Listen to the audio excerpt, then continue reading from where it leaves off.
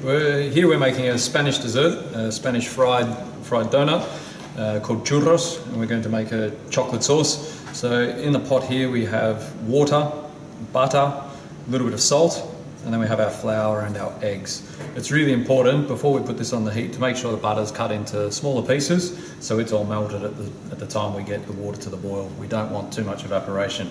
So we're going to put it on the heat here and bring this up to a rolling boil. Alright, so you'll see that our water and butter and salt have now come to a rolling boil. Make sure it's really boiling, just take it off the heat. Incorporate all the flour, turn the heat down low. They don't need to sieve that flour, do they? No, you don't. Straight in? Straight in. You're going to beat it quite well over the top of here anyway. So you just note that I took it off the heat just to incorporate it and then bring it back on a low heat to continue cooking it out. So that you want nice and dry, don't you, Rohan? It will. And you'll see it will start to coat the pan on the bottom as it cooks a little bit. That's the consistency you're after. It shouldn't be too wet. So and this is called a panada. It's important we dry it out now so it can take as much egg as possible without becoming soggy. So it's probably the best part of 5 to 6 minutes over a low heat, really just rolling that dough around inside the pan, making sure it's nice and dry. So I've been stirring that over a low heat for probably about 4 minutes now, 4 to 5 minutes. I'm going to turn the heat off. It's nice and dry. If it's soft at this stage, you're not going to be able to incorporate the amount of eggs into it to get more of a batter.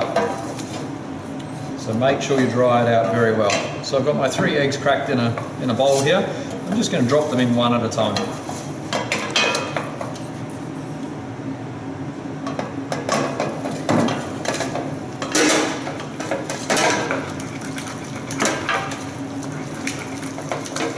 If you were to add more eggs, you find it's very hard to mix them in. You just fully incorporate the first egg before you add the second. Now I'm going to add the second. Incorporate it fully again.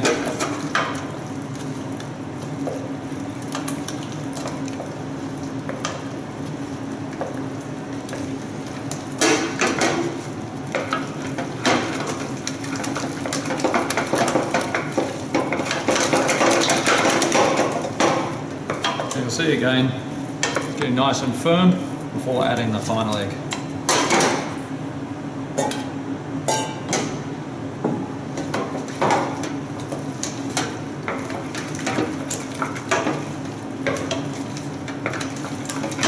So what consistency are we looking here, Rohan? We're looking for that original panada we had. We're looking for it to have thinned up a little bit. And a nice consistency for piping of our dough. So you'll see it's softened up. It's not so much a ball anymore. It's becoming more of a, not a batter I wouldn't say, but a So it just needs to be what's called a dropping consistency, where it's just falling off the wooden spoon. Alright, so now that we have achieved that, we're going to get our number 7 star nozzle and a piping bag ready, and we can place our mixture into the piping nozzle. In the meantime, we're going to prepare a small fry pan for frying.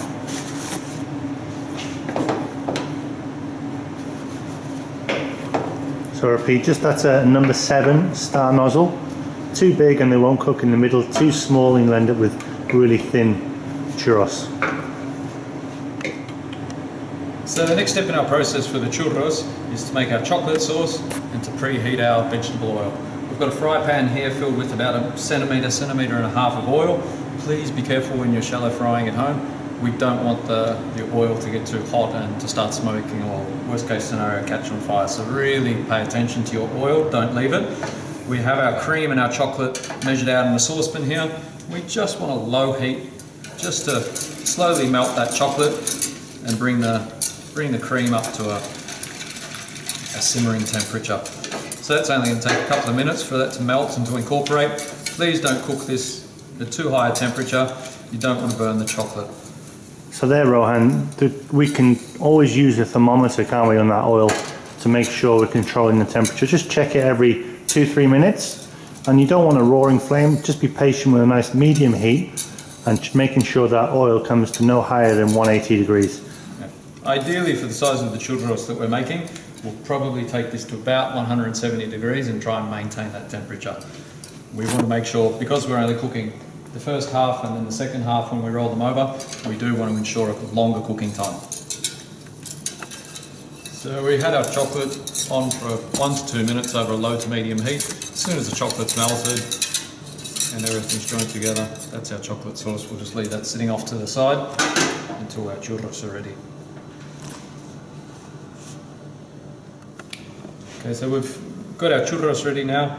We've got our oil sitting over a low to medium heat, closer to medium. I've just used my temperature probe to see that the temperature's up to about 170 degrees. And we're just going to start piping. Just stand away from the pan a little bit. You can simply just cut it off like that. You always want the oil to be splashing as much away from you as you possibly can do it.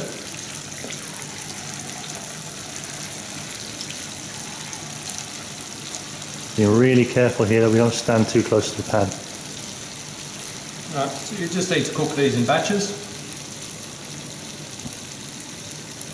Careful to moderate the heat.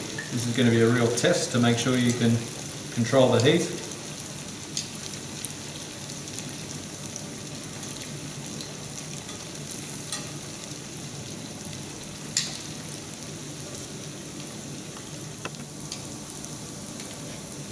Okay, so these have been cooking for about a minute now. They might start to stick together, but as they set, don't be too impatient to try and get them apart.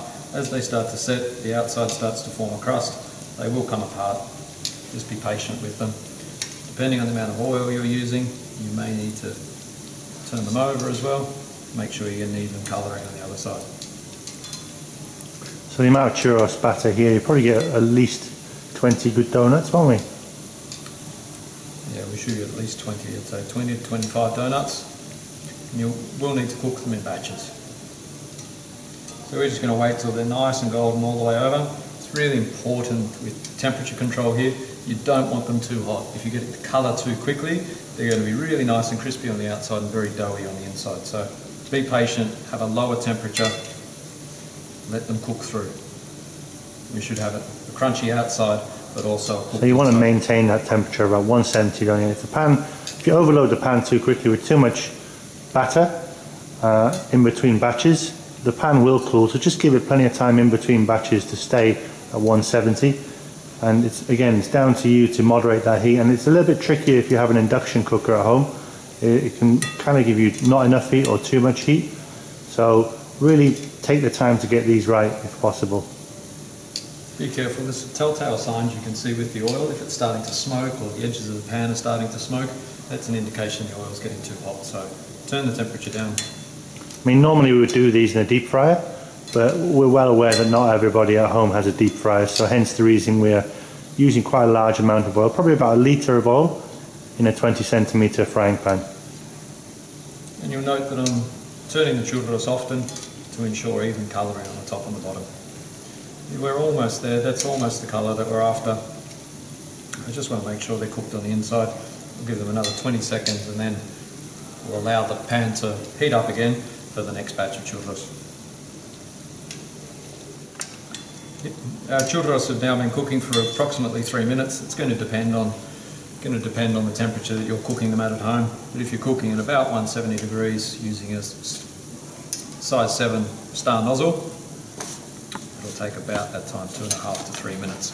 So we're just going to, while they're still warm, it's important to get a generous amount of sugar on them. We've got a little mixture of sugar and cinnamon here. So follow the recipe in your book. It's simple. No real recipe, to be honest. Just adding cinnamon, caster sugar, mix them together, and that's your combo that's going to make your churros next level food. Yep. So we're just draining our last batch of churros here.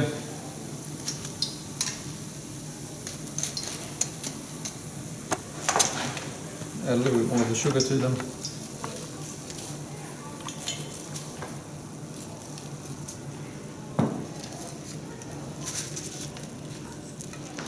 Put Put our chocolate sauce in a bowl here.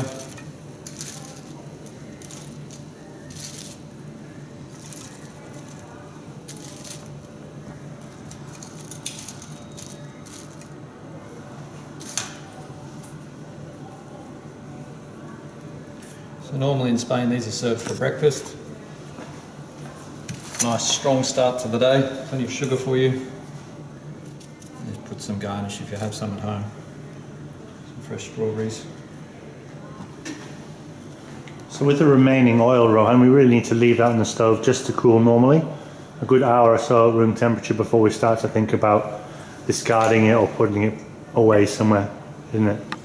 Yeah, just obviously this dish at home, there is some risk factors. Make sure you're working safely, make sure you respect the oil. Keep it, as Chef's just said, keep it cooling down for a long period of time before trying to move it. And have your extractor fan on probably, just in worst case scenario. We don't want any smoke setting off any alarms.